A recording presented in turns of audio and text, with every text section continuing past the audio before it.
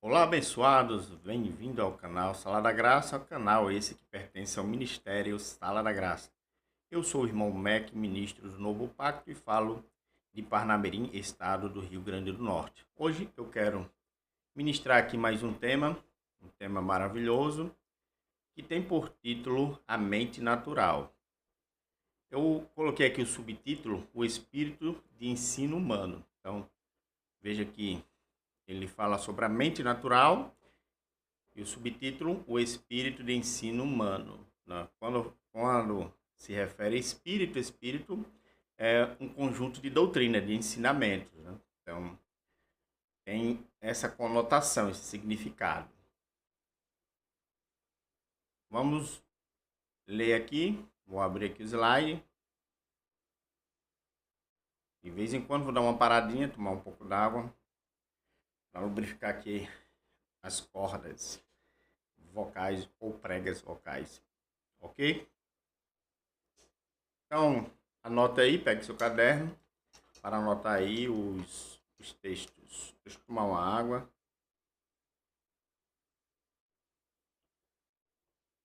Ok, então o tema dessa aula é a mente natural, é uma mensagem graça, faz parte aí do Ministério Sala da Graça, é um estudo bíblico graça e apostolado e tem por tema a mente natural. Eu vou destrinchar esse tema, então vamos lá.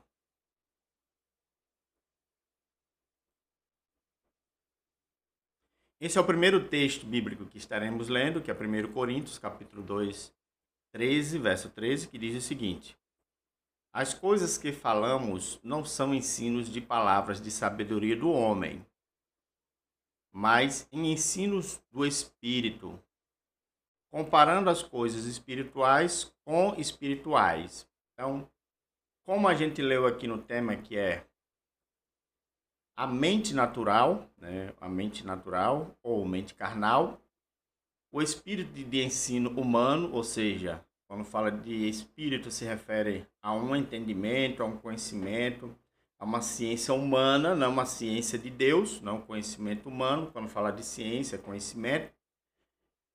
Então, como Paulo escreveu aqui aos Coríntios, ele fala que as coisas que falamos não são ensinos de palavras de sabedoria do homem, né? Então, não é palavras de sabedoria do homem, não é um conhecimento humano, mas em ensinos do Espírito. Veja que está com a letra E maiúscula, que significa o Espírito de Deus. Então, mas é ensinos do Espírito, ou seja, ensino de Deus, né? O conhecimento de Deus. Comparando as coisas espirituais com espirituais. Então, as coisas espirituais, ou seja, do ensinos do Espírito, o ensino de Deus, não se compara com coisas terrenal, né, material, com o conhecimento do homem, a ciência, o desenvolvimento do homem, não. Tem que ser com o espiritual. Então, é por isso que o sistema religioso e muitos abençoados aí estão patinando, não sai do lugar. Por quê? Porque eles comparam as coisas espirituais, ensinos do Espírito, com conhecimento humano. Aí ficam patinando e não conseguem sair do lugar, não conseguem chegar ao pleno, a esse conhecimento, ou seja, ativar a mente de Cristo na sua mente, né? No seu espírito, ou como Paulo chamou de alma. Então, nós temos um espírito, que o espírito é o Filho de Deus, né? Paulo diz: aquele que se une ao Senhor é o mesmo espírito com ele. Esse é o espírito, se refere ao espírito que foi criado na eternidade, foi revestido de carne, né? Teve a participação de carne e sangue. Então, e temos aqui a nossa mente, né? A mente que Paulo muitas vezes fala de coração, usa a expressão coração, como também alma. Então, estaremos vendo à luz da Bíblia esse significado. Vamos para mais um texto da Bíblia.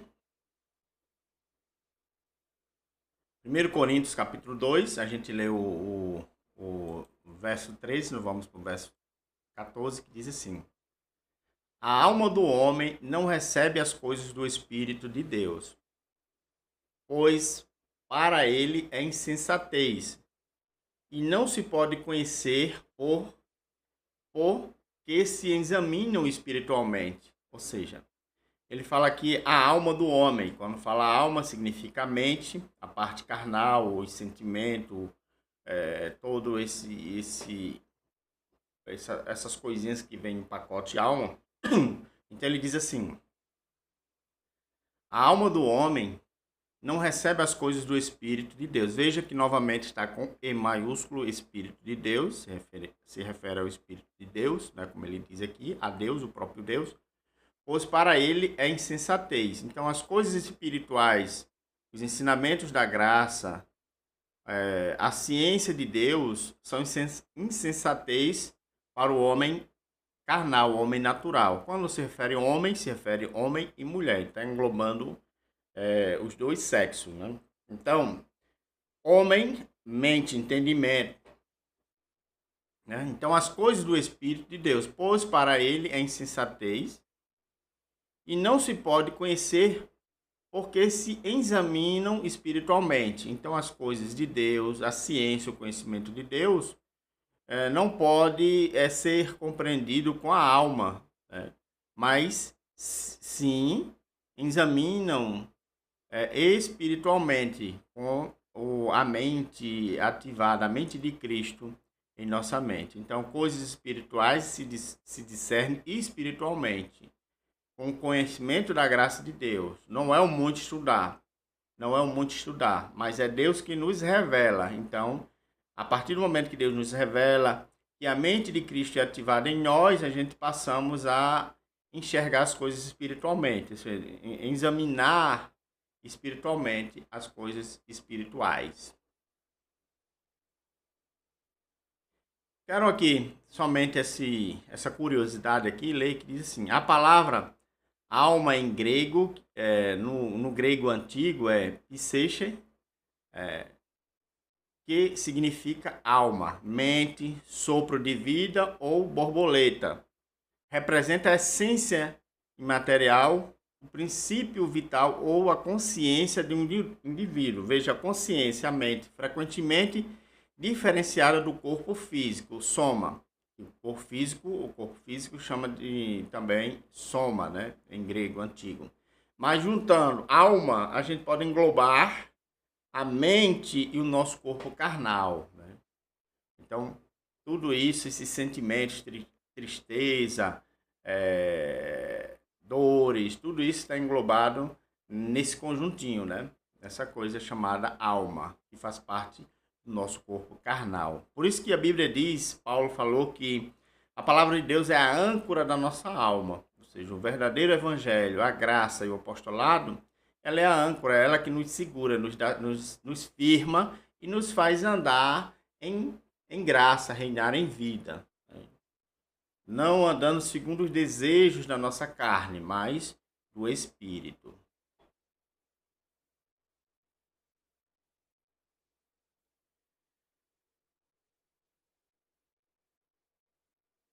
Então, vamos ler aqui esse assunto aqui, esse comentário que diz assim: o que acontece é que o sistema religioso interpreta a Bíblia com a mente natural. Podemos dizer alma, né? Quando falar de mente natural, podemos dizer alma. Então, o problema do sistema religioso das pessoas é essa. Eles estudam muito, se titulam teólogos, são titulados teólogos, mestres, e estão aí batendo, ou seja, dando soco no ar, patinando e não sai de lugar. Nunca vão ser, não vão ter né, nunca vão ter esse entendimento, essa compreensão. Nunca vão alcançar esse conhecimento, porque para alcançar o conhecimento da graça de Deus, a verdade, o verdadeiro evangelho, dependemos de Deus para tudo. Então é propósito de Deus. Deus quer que nós venha depender dele em tudo, em aprender, em conhecer, em tudo. Então somos dependentes de Deus. Então dependemos de Deus para alcançar este conhecimento da graça e apostolado.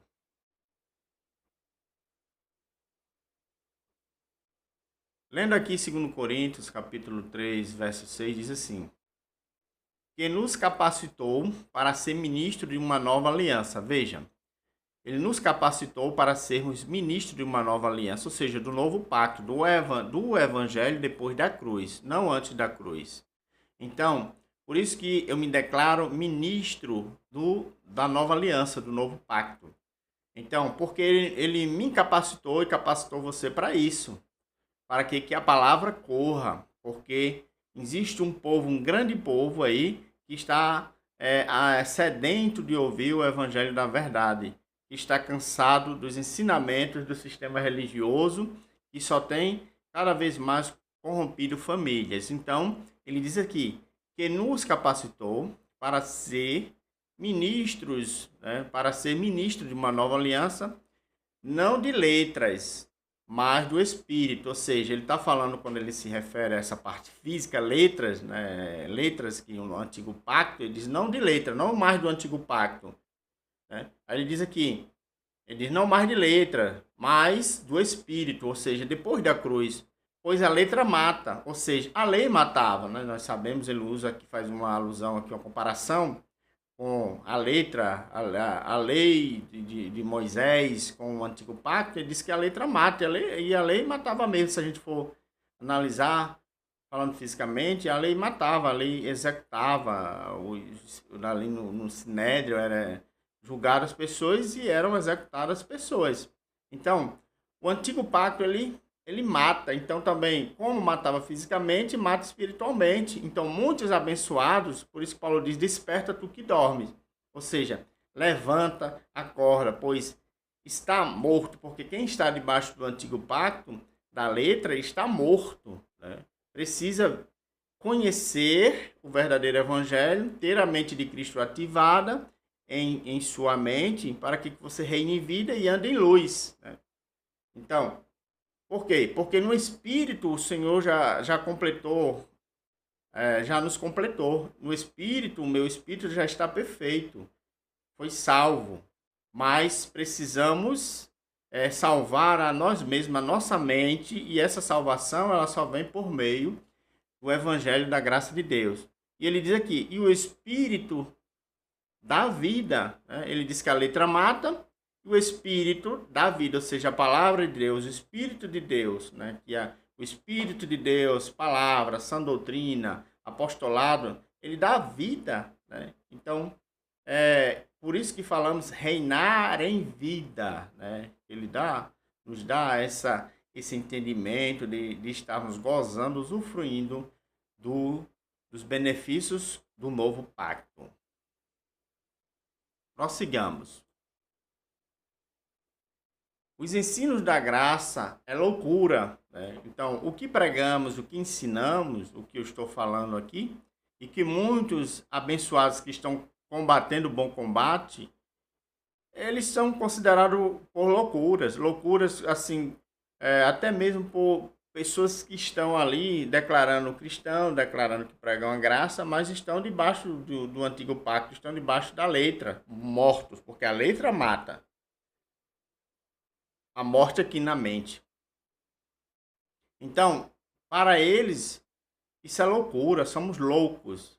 Então, as pessoas têm que nos ver como louco, porque se eles nos ver como louco, é porque nós estamos no caminho certo, anunciando a graça e apostolado às nações. Graça e apostolado às nações. Abba Pai. Lendo aqui 1 Coríntios, capítulo 1, verso 21, diz o seguinte, Paulo escrevendo, diz assim, pois visto que na sabedoria de Deus, veja, não a sabedoria do homem, a sabedoria do homem aí titula os homens, doutores, mestres, e etc., né? Conhecimento secular, tecnológico, mas aqui nós estamos falando de uma ciência superior, que é o conhecimento de Deus.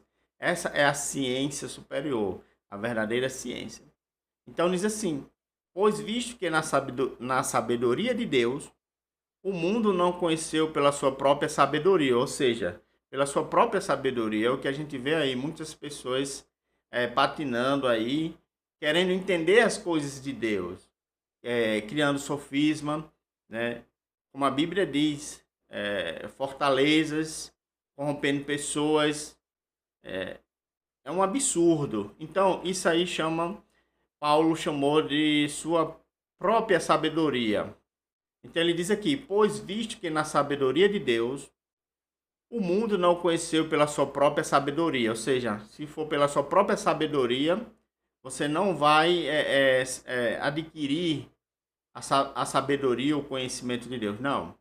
Então ele diz aqui, pois visto que na sabedoria de Deus, o mundo não conheceu pela sua própria sabedoria. Tem que ser pela sabedoria de Deus para conhecer a Deus. Né? Agradou a Deus, pela loucura da pregação, salvar os que creem. Então, vou ler aqui novamente, para compreensão, devagar, para vocês absorverem. Pois visto que na sabedoria de Deus, o mundo não conheceu pela sua própria sabedoria. Agradou a Deus pela loucura da pregação, o que eu creio. Salvar os que creem, em que? Nessa loucura, nessa pregação, que estamos perfeitos, que somos salvos para sempre, que o Senhor pagou a dívida, que não somos mais pecadores, que somos perfeitos, somos deuses, assim como ele é, nós somos perfeitos. Então ele nos vê perfeito. Então isso é uma loucura crer dessa forma. Né? Então o sistema religioso, as pessoas que estão aí, estão se alimentando com um falso evangelho diariamente, corrompendo a sua mente. Nunca reinam em vida, nunca estão perfeitos, porque a palavra de Deus diz que a letra mata, mas o Espírito dá vida. Então, o verdadeiro evangelho dá vida. O antigo pacto mata. Você não consegue ver além do véu. As escamas continuam nos seus olhos. Então, essas escamas têm que ser retiradas para você ver a plenitude da graça de Deus. Usufruir desse evangelho maravilhoso que te faz reinar em vida. Vamos ler este comentário que diz assim: o que te salva não é o sangue de Cristo. Olha, o sangue de Cristo não é ele que te salva. O sangue de Cristo foi derramado para o perdão do pecado. Então, quando Jesus ali derramou o sangue na cruz do Calvário, ali não foi para me salvar, não, porque antes da fundação do mundo eu já existia. Ele me fez você, então já éramos perfeitos ali. Até que fomos revestidos de carne no ventre da nossa mãe, de nossas mães, e ali o nosso espírito precisava se reconciliar com Deus. Então precisava haver essa reconciliação. Mas no espírito já saímos de Deus, da eternidade. Antes da fundação do mundo, já existíamos. Sem forma, né, ele diz assim, não tínhamos ainda um corpo, porque o corpo é que dá forma ao espírito, né, mas já existíamos em espírito. Então, o que te salva não é o sangue de Cristo. O sangue de Cristo foi derramado para o perdão do pecado. Então, havia o pecado.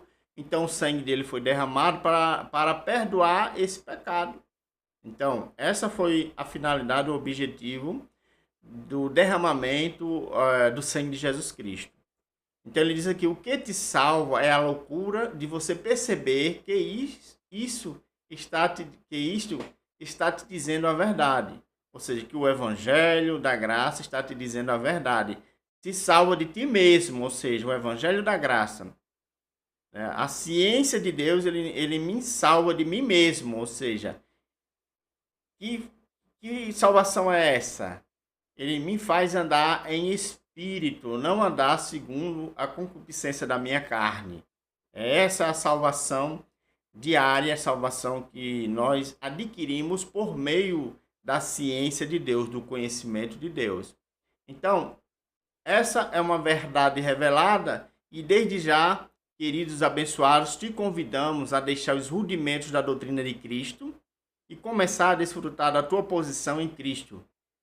que é de um perfeito e completo. Você é um abençoado.